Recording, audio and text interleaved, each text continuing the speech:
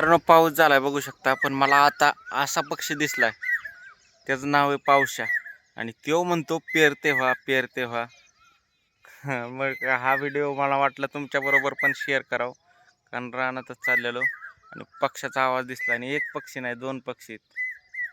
पेरते व्हा येते का बॅकग्राऊंड मध्ये ऐकू? ते पावशा पक्षी नक्की कसा असतो ते तुम्हाला दाखवतो आता. पावशा पक्षी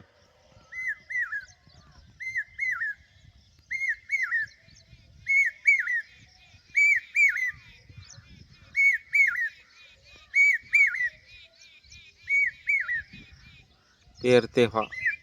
नीट ध्यान देऊन ऐकलं तर तुम्हाला लक्षात येईल, ते म्हणतं पेरते व्हा.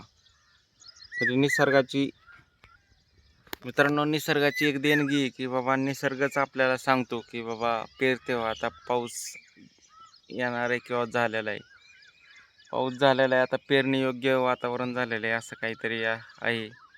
तर पावशा पक्षी मला दिसला म्हणून मला पण वाटलं की तुमच्याबरोबर हा व्हिडिओ शेअर करा. आणि तुम्हाला अजून देखील त्याचा नीट आवाज ऐकला म्हणजे काय म्हणतोय ते ऐकू नसेल आलं तर परत एकदा दाखवतो. नीट तुम्ही ध्यान देऊन ऐकलं तर मग ते म्हणतोय पेरते व्हा.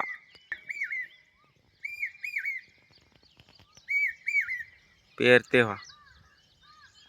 शांत बसलाय आता थोड्या वेळ, दम बी घेतोय जरा.